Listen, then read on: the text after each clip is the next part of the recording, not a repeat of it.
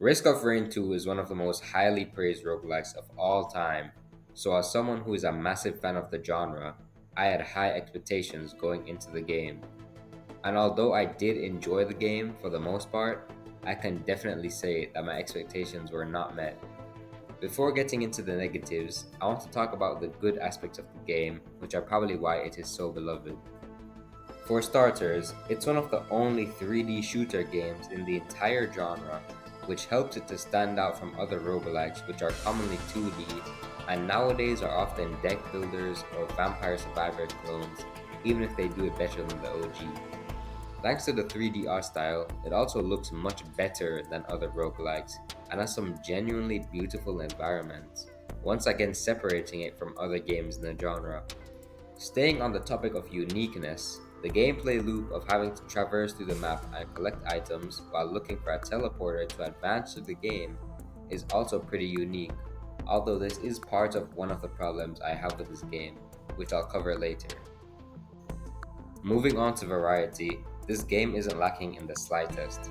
It has a bunch of different playable characters which you gradually unlock by completing certain tasks. I can't go too in depth into this aspect because I only ever use Commando, but from what I've heard from others and just looking at their abilities, the playstyles of different characters do seem to differ greatly. The game doesn't lack items either, having 166 unique items alongside 42 equipment. In pretty much every run, you're going to end up with over a dozen items, and they do help to make runs feel fresh.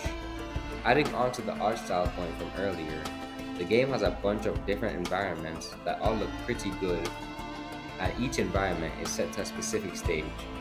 For example, Wetland Aspect can only ever be your second stage, and Abyssal Depths can only ever be your fourth.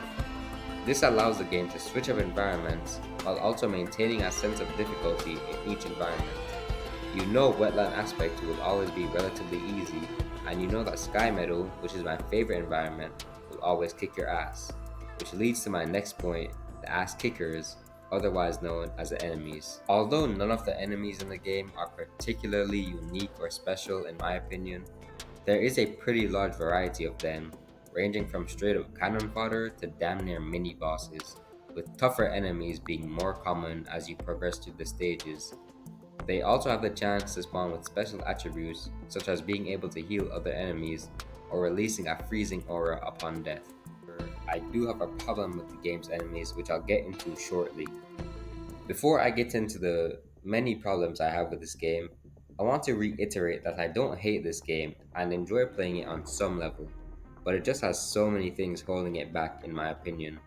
The biggest issue this game has, which ties into a lot of the problems I have with this game, is RNG. RNG is a natural part of all roguelikes and many games in general, but out of the many I've played, Risk of Rain 2's RNG frustrates me the most by far. Of course, the items you get each run are random, which I can accept because it spices up runs and every roguelike will have good and bad items that you just gotta deal with. But my main problem with the game's RNG comes from the spawning location of the game's interactables, which are completely random. Interactables are any object on the map that the player can interact with, such as chests, drones, shrines, and teleporters. The reason I'm not a big fan of this is because it adds another layer of luck in order to get items or even just progress through the game through the teleporters. It's so frustrating when you're looking all over the map and you can't find the teleporter anywhere, especially if you aren't lucky enough to get items that enhance your movement. It's also incredibly frustrating when you find the teleporter early on, but the nearest chest is in a whole different country, forcing you to waste so much time, which once again is even more annoying if you don't have any movement items. I understand this kind of trade-off of items for time was probably intended by the game developers, but the way it's implemented really just pisses me off whenever I play the game. It's the worst feeling ever when you go out of your way to get a chest because your items are garbage, just to get another bag to add to the heap. My next major problem with the game has to do with health, both of the enemies and the player. If you don't have a good build, enemies can feel so damn tanky after the second stage that it genuinely just feels unfun to play. just holding down M1 as you watch the enemy's health bar slowly go down. Even if you do have a good build, the tougher enemies can still feel like a pain in the ass to kill once you get to the later stages. And this isn't to mention the enemies that can heal each other, which makes this even more painful, or the enemies that steal your money, removing the option of running away. It doesn't help that enemies output so much damage in comparison to what they take either. I remember the first time I got to the 5th stage, I was one shot by an Elder Lemurian and all the hype I had was just immediately killed. Additionally, from the 3rd stage and beyond, a boss can just straight up spawn as a normal enemy with their full health and all, which obviously adds to this problem. This leads into another problem I have with the game, which is its bosses. To put it simply, the game's bosses range from just okay to straight up trash. They all have the problems I have with the normal enemies, but amplified. From the ones I've fought, their movements are all extremely boring, with most only having one or two moves. And despite bosses typically being a game's most hyped fights, even in other roguelikes, I rarely feel excitement when getting ready to fight a boss, because I'll either just shred it quickly if I have a good enough build, or just run around for 10 minutes while shooting it, which is an absolute snooze fest. My least favorite are Clay Doomstrider and the Magma Worm.